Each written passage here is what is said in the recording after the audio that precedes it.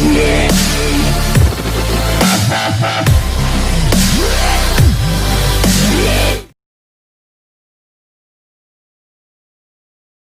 warahmatullahi wabarakatuh. Perkenalkan, kami dari kelompok 5. Di sini saya Dina Alfiana. Nama saya Gita Sirahayu. Nama saya Tela. Kami akan menjelaskan tentang apa itu standar kompetensi, kompetensi dasar, dan indikator dan lain-lain juga. Oke, selamat menonton atas penjelasan kami. Terima kasih. Assalamualaikum warahmatullahi wabarakatuh. Di sini saya Dina Alfiana ingin menjelaskan tentang apa yang dimaksud dengan standar kompetensi dasar dan indikator. Nah, standar kompetensi adalah deskripsi pengetahuan, keterampilan, dan sikap yang harus dikuasai oleh siswa mempelajari mata pelajaran tertentu pada jenjang pendidikan tertentu pula. Menurut Abdul Majid, standar kompetensi merupakan kerangka yang menjelaskan dasar pengembangan program pembelajaran yang terstruktur. Pada setiap mata pelajaran, standar kompetensi sudah ditentukan oleh para pengembang kurikulum yang dapat kita lihat dari standar isi. Jika sekolah memandang perlu mengembangkan mata pelajaran tertentu, misalnya pengembangan kurikulum muatan lokal, maka perlu dirumuskan standar kompetensinya sesuai dengan nama mata pelajaran dalam muatan lokal tersebut. Kompetensi merupakan perpaduan dari pengetahuan, keterampilan, nilai, dan sikap yang direfleksikan dalam kebiasaan berpikir dan bertindak. Baik guru maupun siswa perlu memahami kompetensi yang harus dicapai dalam proses pembelajaran. Pemahaman ini diperlukan dalam merencanakan strategi dan indikator keberhasilan. Ada beberapa aspek di dalam kompetensi sebagai tujuan, antara lain pengetahuan atau knowledge, pemahaman atau understanding, kemahiran atau skill, nilai atau value, sikap atau attitude, dan minat atau interest. Berdasarkan aspek di atas, dapat dikatakan bahwa kompetensi adalah bagian dari tujuan dalam kurikulum. Maksudnya adalah kurikulum berdasarkan kompetensi bertujuan untuk mengembangkan pengetahuan, pemahaman percakapan, nilai, sikap, dan minat siswa agar mereka dapat melakukan sesuatu dalam bentuk kemahiran disertai tanggung jawab. Sedangkan yang dimaksud dengan standar kompetensi adalah pernyataan tentang pengetahuan, keterampilan, dan sikap yang harus dikuasai siswa serta tingkat penguasaan yang diharapkan dicapai siswa dalam mempelajari suatu mata pelajaran. Berdasarkan definisi tersebut, standar kompetensi mencakup dua hal, yaitu standar isi atau content standard dan standar penampilan atau performance standard. Standar kompetensi yang menyangkut isi berupa pernyataan tentang pengetahuan, sikap, dan keterampilan yang harus dikuasai siswa dalam mempelajari mata pelajaran tertentu. Sedangkan standar kompetensi yang menyangkut tingkat penampilan adalah pernyataan tentang kriteria untuk menentukan tingkat penguasaan siswa terhadap standar isi. Dari uraian di atas, maka dapat disimpulkan bahwa standar kompetensi dapat dibagi ke dalam dua sasaran utama, yaitu pernyataan tujuan yang menjelaskan apa yang harus diketahui siswa dan kemampuan melakukan sesuatu dalam mempelajari suatu bidang studi. Spesifikasi, skor, dan peringkat kinerja yang berkaitan dengan kategori pencapaian seperti lulus atau memiliki keahlian. Sekarang saya akan menjelaskan tentang kompetensi dasar, yaitu ada pengetahuan, keterampilan, dan sikap minimal yang harus dicapai oleh siswa untuk menunjukkan bahwa siswa telah menguasai standar kompetensi yang telah ditetapkan. Oleh karena itulah, maka kompetensi dasar merupakan penjabaran dari standar kompetensi. Oke, mungkin segitu tentang kompetensi dasar. Kemudian saya akan menjelaskan tentang indikator. Indikator merupakan penanda pencapaian kompetensi dasar yang ditandai oleh perubahan perilaku yang dapat diukur yang mencakup sikap, pengetahuan, dan keterampilan.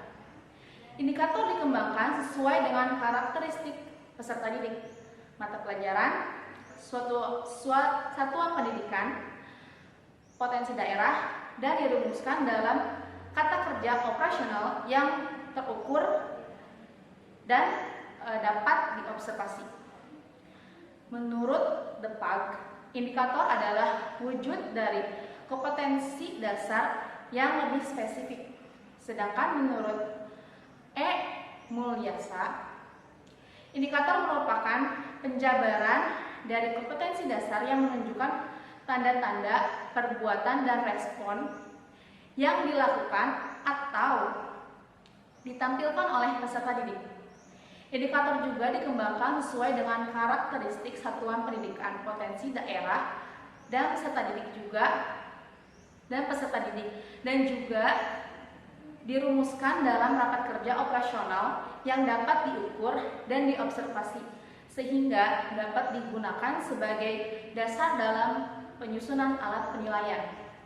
Sedangkan menurut Darwin Shah, indikator pembelajaran adalah karakteristik, ciri-ciri, tanda-tanda perbuatan atau respon yang dilakukan oleh siswa untuk menunjukkan bahwa siswa telah memiliki kompetensi dasar tertentu.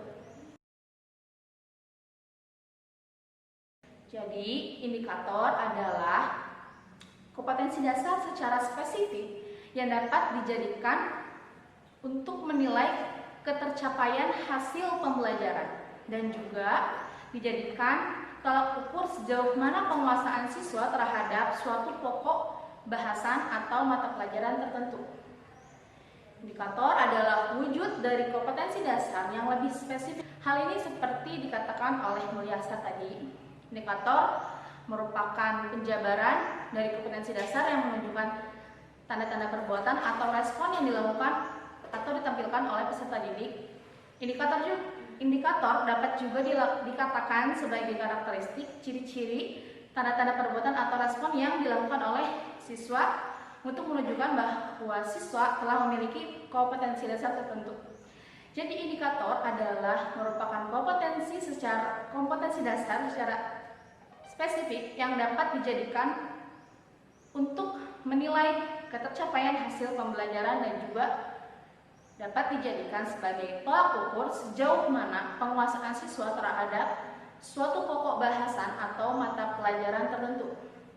Adapun dalam mengembangkan indikator perlu mempertimbangkan yang pertama, tuntunan kompetensi yang dapat dilihat melalui kata kerja yang digunakan oleh kompetensi dasar. Yang kedua, karakteristik mata pelajaran peserta didik dan sekolah, dan juga potensi dan kebutuhan peserta didik dan masyarakat dan lingkungan atau daerah sekitarnya.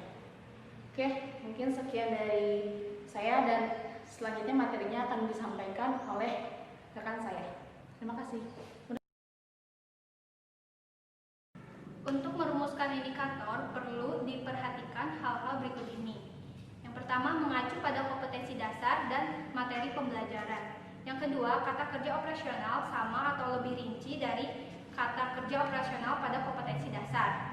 Yang ketiga, tiap kompetensi dasar bisa dibuat 3 atau lebih indikator. Yang keempat, cakupan lebih sempit dibanding kompetensi dasar. Yang kelima, cakupan materi lebih sedikit dibanding dengan standar kompetensi. Yang keenam, tiap indikator dapat dibuat 3 atau lebih butir soal pembendaharaan kata kerja operasional yang beragam akan sangat membantu guru dalam merumuskan indikator berdasarkan kompetensi dasarnya.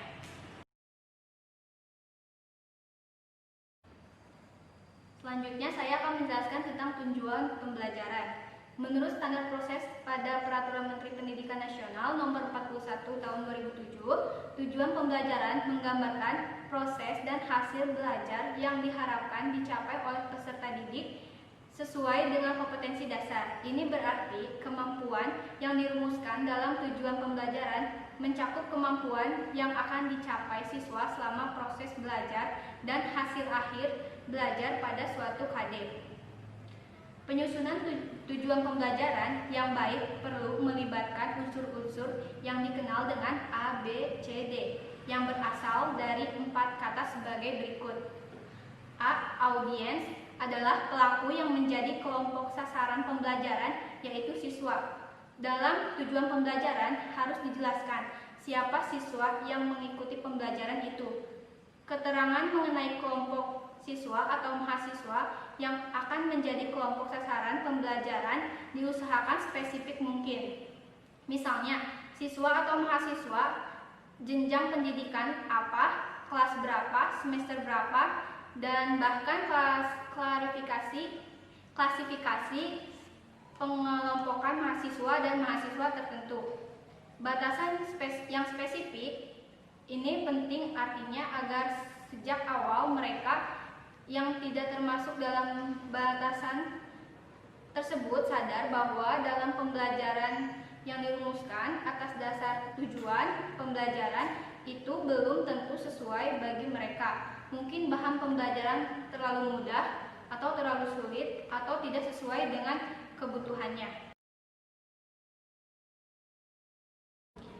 Selanjutnya, B yaitu behavior adalah perilaku spesifik khusus yang diharapkan dilakukan peserta didik setelah selesai mengikuti proses pembelajaran. Perilaku ini terdiri atas 2 bagian penting, yaitu kata kerja dan objek.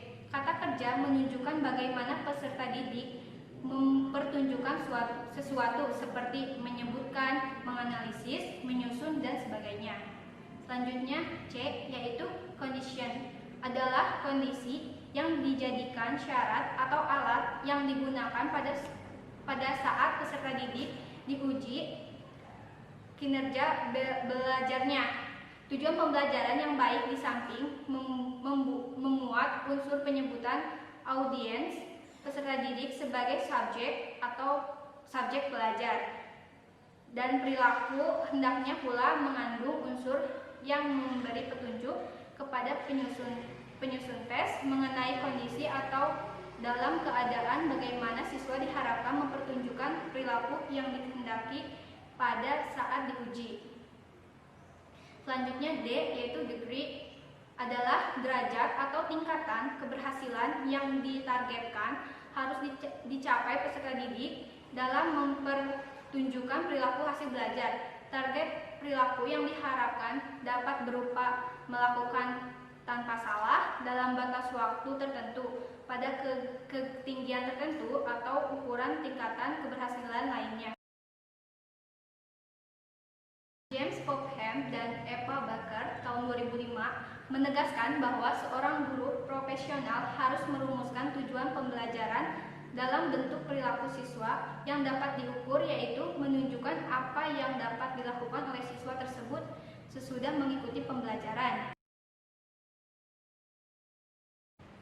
Selanjutnya, dia menyarankan 2 kriteria yang harus dipenuhi dalam memilih tujuan pembelajaran, yaitu yang pertama, preferensi nilai guru, yaitu cara pandang dan keyakinan guru mengenai apa yang penting dan seharusnya diajarkan kepada siswa serta bagaimana cara membelajarkannya. Dan yang kedua, analisis taksonomi perilaku. Dengan menganalisis taksonomi perilaku ini, guru dapat menentukan dan menitik beratkan bentuk dan jenis pembelajaran yang akan dikembangkan. Apakah seorang guru hendak menitik beratkan pada pembelajaran kognitif, efektif, ataukah psikomotor. Selanjutnya, saya akan menjelaskan tentang persamaan indikator pencapaian kompetensi dengan tujuan pembelajaran. Merujuk pada pengertian, tujuan pembelajaran mencerminkan arah yang akan dituju selama pembelajaran berlangsung. Dengan demikian, arah proses pembelajaran harus mengacu pada tujuan pembelajaran. Namun, harus diingat pula bahwa proses pembelajaran dikelola dalam rangka memfasilitasi siswa agar dapat mencapai kompetensi dasar. Pencapaian itu diukur dengan tolak ukur kemampuan siswa yang dirumuskan dalam indikator pencapaian kompetensi. Agar kegiatan memfasilitasi berhasil optimal, maka arah pembelajaran hendaknya mengacu pada indikator pencapaian kompetensi. Dengan demikian, persamaan dari indikator pencapaian kompetensi dan tujuan pembelajaran adalah pada fungsi keduanya sebagai acuan arah proses dan hasil pembelajaran. Sekian penjelasan dari saya, selanjutnya akan dijelaskan oleh rekan saya. Di sini saya akan melanjutkan menjelaskan tentang menyusun indikator pencapaian hasil belajar dengan model behavioristik untuk aspek pengetahuan, keterampilan, dan sikap. Kompetisi dimaksud sesuai Permendikbud 054 tentang standar kompetensi lulusan adalah sebagai berikut: MA, SMK, SMALB. Pengetahuan memiliki pengetahuan faktual, konseptual, prosedural, dan metakognitif dalam ilmu pengetahuan, teknologi, seni, dan budaya dengan wawasan kemanusiaan, kebangsaan, kenegaraan, dan peradaban terkait penyebab serta dampak fenomena dan kejadian. Kedua, keterampilan memiliki kemampuan pikir dan tindak yang efektif dan kreatif dalam ranah abstrak dan konkret sebagai pengembangan dari yang dipelajari di sekolah secara mandiri. Ketiga, sikap memiliki perilaku yang mencerminkan sikap orang beriman, berakhlak mulia, berilmu, percaya diri, dan bertanggung jawab dalam berinteraksi secara efektif dengan lingkungan, sosial, dan alam, serta dalam menempatkan diri sebagai cermin bangsa dalam pergaulan dunia. Dengan memahami pembelajaran kurikulum 2013 revisi, kita akan dapat melaksanakan dengan optimal pembelajaran kurikulum 2013 revisi. Oke, terima kasih telah